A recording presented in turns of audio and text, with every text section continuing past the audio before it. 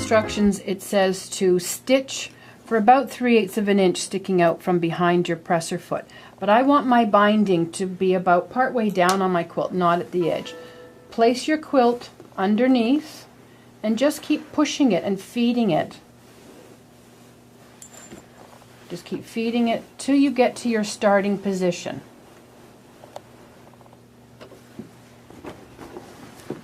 Your binding should pretty much be in place, and then you can start stitching.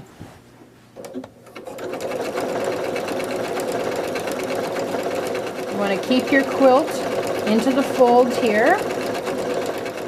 Sometimes it's helpful to use two hands when guiding the quilt through the binder, just to ensure that it stays really close here. I like to use two hands, and because of the weight of the quilt, just to keep it moving.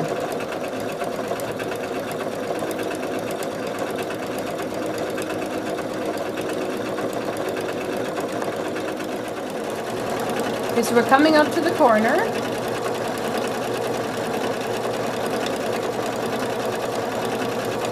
So you're going to stop your stitching as soon as you get to the edge of your quilt. You're going to stop when that part just gets stitched.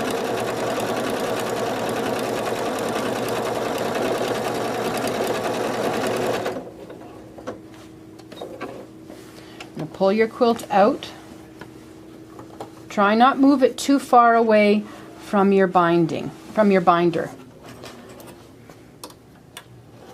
You want a long needle tail, a long bobbin tail.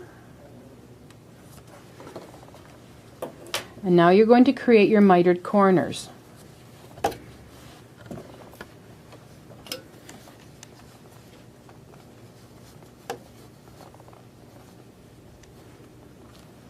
And remember how you put your pins in, because you need to take those out just as you start stitching. So there's my first pin, and then I'm going to do my back.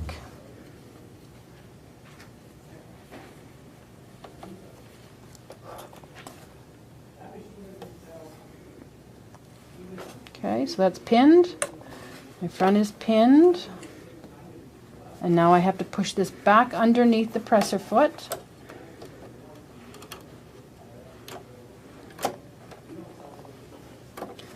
And as I'm pushing it underneath the presser foot, I'm pulling on my binding to take up the slack through the quilt binder. So I'm pulling to take up the slack. Push it under the presser foot.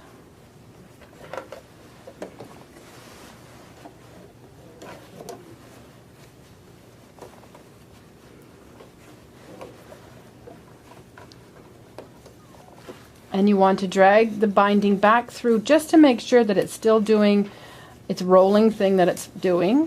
There we go. And you want to just get it in place. Lower your presser foot. Put your needle down into your fabric. Make sure all your threads are clear. Remove your pins from the front and from the back.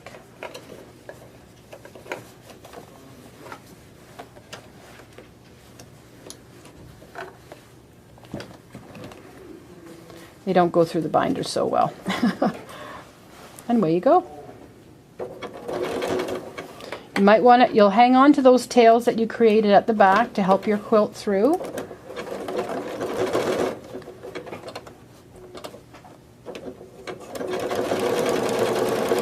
And there we go. We'll sew for a little bit so I can get enough going through so that I can show you the mitered corner on the back. So there's those long tails that you created when you created the miter. So you're going to thread one end onto a hand sewing needle, and you're just going to stitch your mitered close, using a blind stitch. And do this back and front.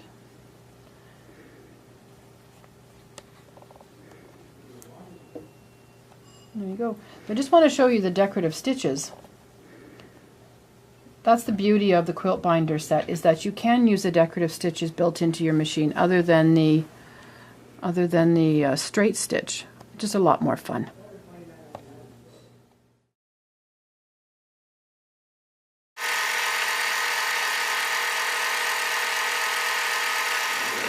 Okay, so we're coming up to the corner. And you're going to stitch right just to the edge of your quilt. You're not going to back stitch. You're just going to stop, needle up, and you're going to pull your quilt just out from underneath the presser foot. Try not pull it too far away from your binder, and you want to create a long tail of thread with your needle and with your bobbin. And we'll use those ends to sew your mitered clothes and to tie off your stitches, because you don't want to have to back stitch when you're resetting this back in.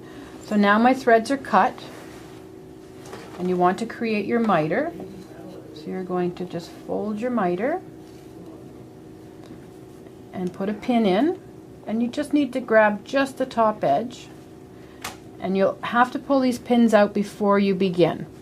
So there's the pin on the top, and then the pin on the back side.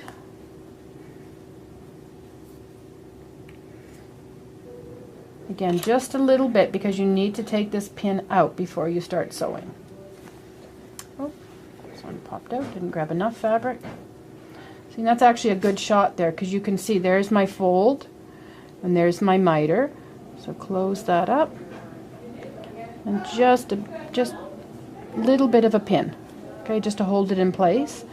And now you're going to pull the excess through your back through your binder, and get it under the presser foot, and go through the presser foot a little bit, just so that it starts to create that fold again, and make sure that everything is flowing smoothly. Lower the presser foot down onto your quilt and lower your needle. Everything's now held in place, so you want to remove your pins. Make sure you get the one out from in behind. Okay?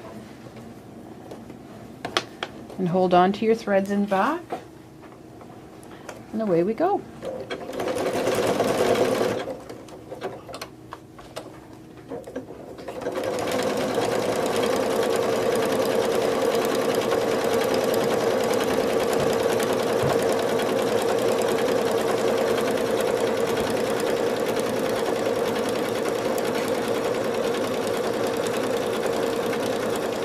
So now we're coming up.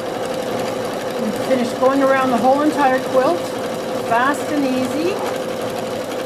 Now we're coming up to where we left off. So we're going to stop. You can do your back stitch on your machine. That'll do a lock stitch. And you need to remove your quilt and fabric and everything from the machine. You want to make sure you leave yourself enough length. Chop it off. And now what we need to do is cut off where you started. So cut close. Front and back.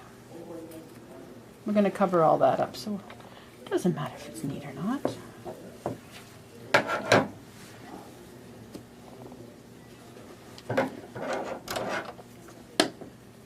Don't need it too long. So there's my beginning, and there's my end.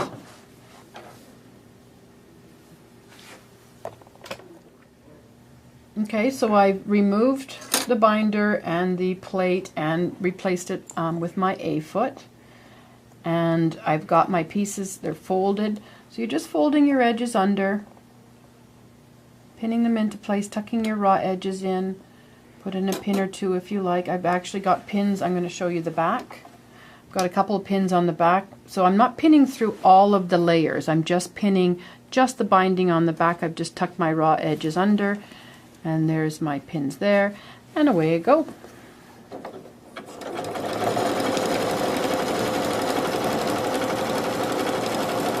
Of course, you want to remove the pins as you get to them.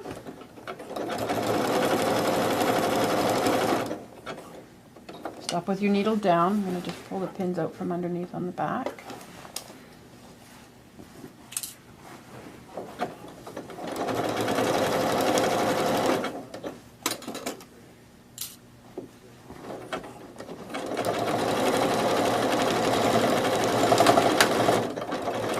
your auto lock. And you're done.